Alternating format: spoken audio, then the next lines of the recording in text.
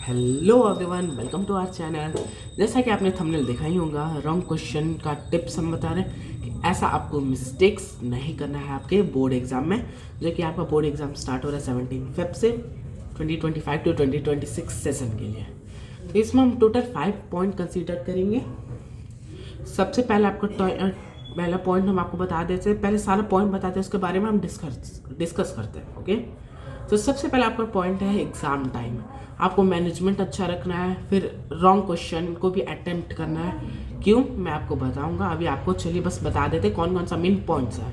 Third, आपको सारे question attempt जरूर करने, एक भी छोड़ना नहीं है। फोर्थ, स्ट्रेस नहीं लेना है। एंड लास्ट क्या कहते हैं, स्लीप साइकिल मेंटेन करना है। तो चलिए हम एक एक करके इसके बारे में बात करते हैं। 1 सेकेंड, मैं स्लाइड ओपन कर देता हूँ। तो आपके यहाँ आपके पास एक स्लाइड आया होगा एग्ज़ाम टाइम का। तो चलिए, एग्ज़ाम टाइम या मैनेजमेंट ये आपके लिए मोस्ट इम्पॉर्टेंट है कि आपको एग्ज़ाम में ऐसा प्रैक्टिस कर लीजिए कि आपको एग्ज़ाम में दिक्कत ना हो। अब जैसे मैथ ही में बहुत को प्रॉब्लम मैथ ही में होता है, मैथ टाइम टेकन होता है। तो आप हमेशा मैथ का सैम्पल पेपर बनाइए, क्या कहते हैं, सॉरी, क्वेश्चन बैंक बनाइए। आप ये सब बनाएंगे, आपका टाइम मैनेजमेंट अच्छा हो जाएगा, जिसमें आपको एग्ज़ाम में बहुत हेल्प मिलेगा। सेकेंड, आपका wrong question and board exam. अगर आपके बोर्ड एग्ज़ाम में रॉन्ग क्वेश्चन भी आते हैं, जो कि आने की प्रोबेबिलिटी बहुत कम है, तब पर भी आप उसको अटेम्प्ट करिएगा, क्योंकि आप छोड़ देंगे तो आपको वो नंबर देने का शायद कम चांस रहेगा। ऐसे नंबर तो आपको दे देगा, रॉन्ग क्वेश्चन आएगा तो तब पर भी आपको ग्रेस मार्क मिलेगा, क्योंकि बच्चा ने अटेम्प्ट किया है। तो इसलिए आपको कोई भी कभी भी क्वेश्चन छोड़ना नहीं है, चाहे गलत हो चाहे सही हो। थर्ड का स्लाइड आता है आपके पास, do not leave any question.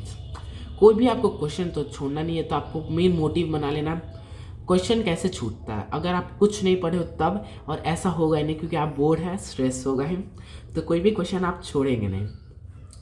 उसके लिए सबसे बेस्ट है आपको उस पहले मेन टॉपिक देखना है। जैसे first chapter chemical reaction and equations है। जैसे आपको पता है कि डीकम्पोजिशन है, उससे पूछ लिया, फोटोलिटिक ये वगैरह वगैरह, वो जो केस बेस आता है उस समय से आ गया।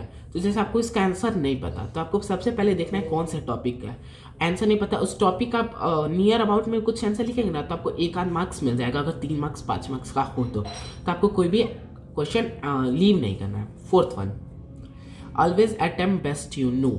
सबसे अच्छा, क्योंकि आपको सबसे पहले जो आपको क्वेश्चन आ रहा हो वही क्वेश्चन करिएगा। ऐसा नहीं कि जैसे मेरे कोई क्वेश्चन नहीं आ रहा, मैं उसमें बहुत टाइम दे दिया और उसके बाद आगे का मैं छोड़ दे गया। तो सबसे पहले अगर आपको नहीं आ रहा, 2 मिनट सोचिए, नहीं आ रहा, आप उस क्वेश्चन के लिए स्पेस छोड़ दीजिएगा। आपको एक और अभी ये बताते हैं, मोस्ट इंपॉर्टेंट अपडेट है सीबीएसई की तरफ से। Fifth one, sleep cycle.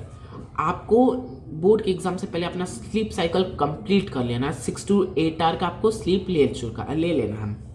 ये नहीं कि मेरा बोर्ड है, स्ट्रेस लेना है, एक दिन नहीं सोएंगे तो क्या हो गया। आपको वो स्ट्रेस आएगा एग्जाम के टाइम, जब आप कॉपी लिखने जाएंगे तब आपको ये बहुत डिफिकल्टी महसूस होगा।